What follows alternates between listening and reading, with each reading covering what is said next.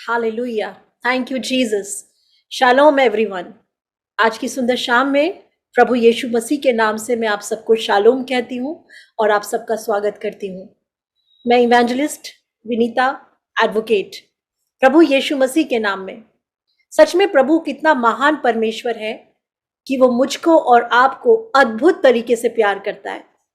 मैं आज एक वचन पढ़ रही थी और इस वचन ने मुझको मजबूर किया कि मैं एक छोटी सी वीडियो आप लोगों के साथ में शेयर कर सकूं, जैसे कि मैं यूजुअली बनाती हूं। और प्रभु ने मुझको आज की शाम तैयार किया कि मैं इस वीडियो को आप लोगों के साथ में शेयर कर सकूं। प्रभु का वचन व्यवस्था विवरण ड्यूटोरनमी उसका चैप्टर 8 और उसका वर्स 2 में इस प्रकार से लिखा है। मैं आपके साथ पढ़ना चाहूंगी और वहां लिखा है, और स्मरण कर कि तेरा परमेश्वर यहोवा उन 40 वर्षों में तुझे सारे जंगल के मार्ग में इसलिए ले आया कि वो तुझे नम्र बनाए और तेरी परीक्षा करके ये जान ले कि तेरे मन में क्या क्या है।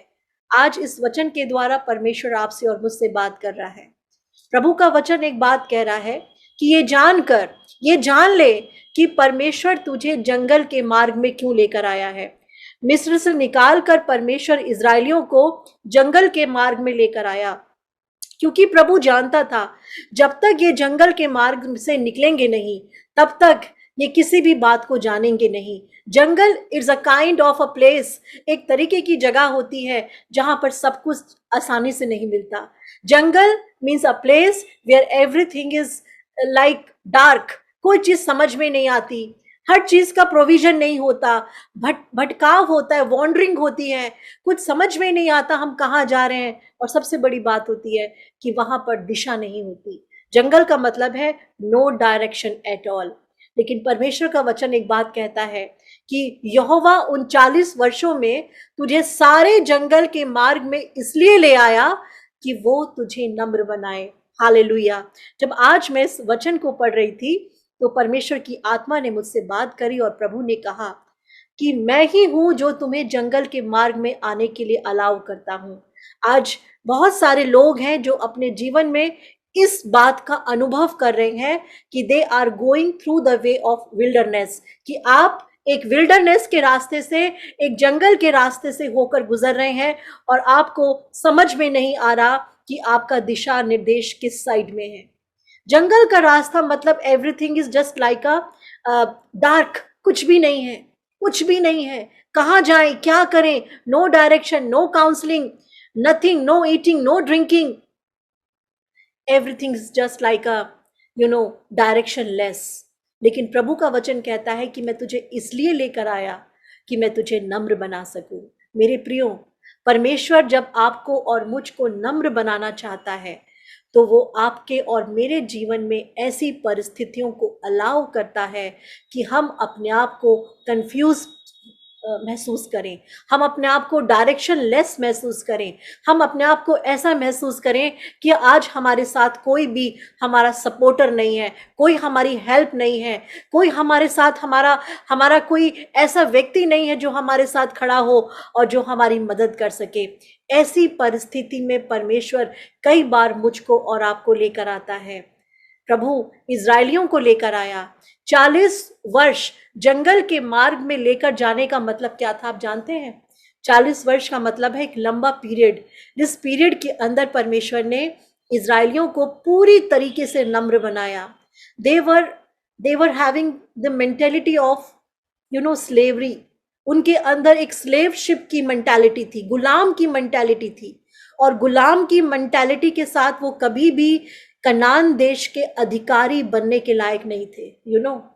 हम गुलाम मेंटालिटी के साथ राजा नहीं बन सकते, गुलाम मेंटालिटी के साथ आप कभी अधिकारी नहीं बन सकते। If you want to be a conqueror you have to be a warrior. अगर आपको कन्क्वरर होना है, जयवंत होना है, तो आपको वॉरियर होना पड़ता है, विजेता होना पड़ता है। और इन द सेम वे जब परमेश्वर आपको लेके चलता है प्रॉमिस लैंड की तरफ, प्रॉमिस डेस्टिनी की तरफ, प्रॉमिस वे की तरफ, प्रॉमिस पोजीशन की तरफ, प्रॉमिस लैंड की तरफ, प्रॉमिस ड्रीम की तरफ, परमेश्वर आपको जंगल के मार्ग में से लेकर चलेगा। कई बार आप ये सोचेंगे, Lord I can not walk, मैं चल नहीं सकता, this is very hard for me, ये मेरे लिए बहुत टफ है परमेश्वर, मैं नहीं कर पाऊंगा, जंगल का सफ़र lord I can not pass by, मैं इसमें से नहीं निकल सकता, it is very difficult for me. लेकिन आपको नम्र भी तो वही बनाता है ना।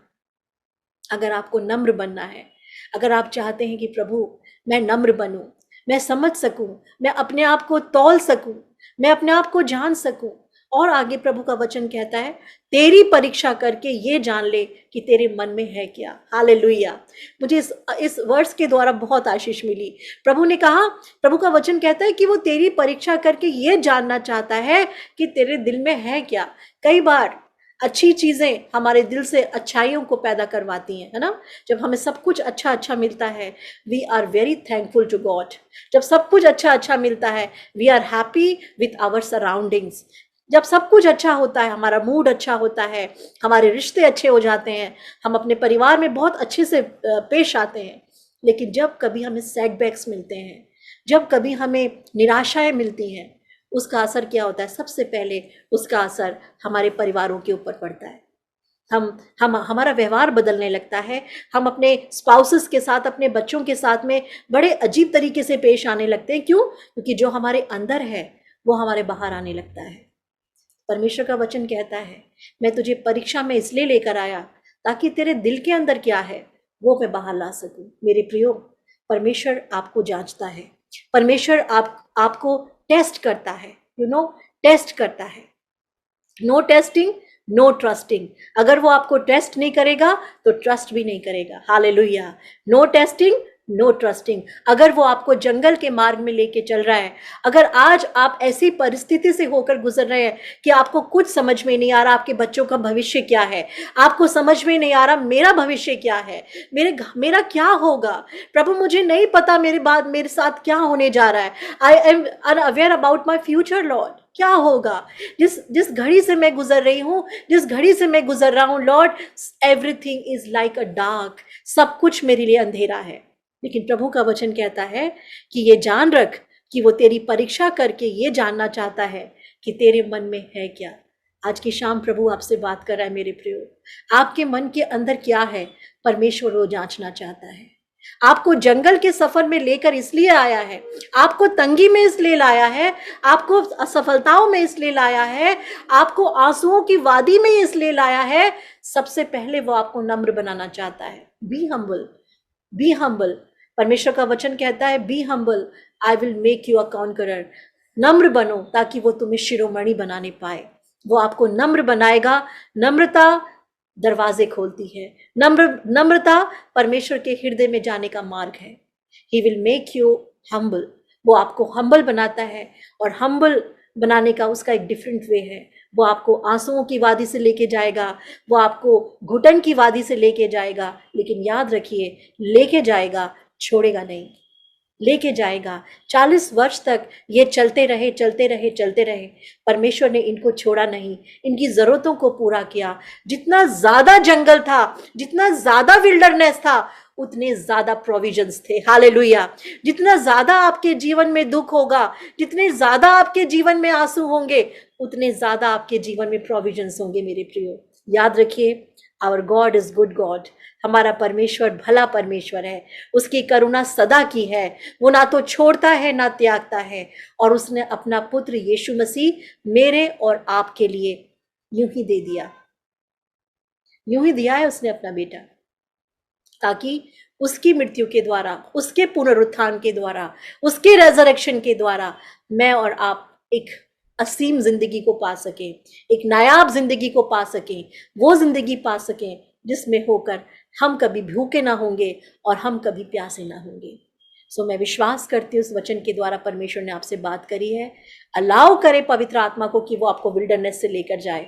आज की रात अगर आप रो रहे हैं, धन्यवाद करें, सवेरे आनंद ही पहुंचेगा। In the morning you will have happiness, you will have a joyful moment in your life. आने वाले समय में आपके पास बहुत सी आशीषें होंगी जो प्रभु आपको देने के लिए जा रहा है। God is good all the time, all the time God is good. प्रभु इस वचन के द्वारा आप सबको बहुत आशीष दे और बरकत दे, और अपने मुख का प्रकाश आपके मार्गों के ऊपर और आपके ऊपर हमेशा हमेशा बना के रखे। Praise the Lord.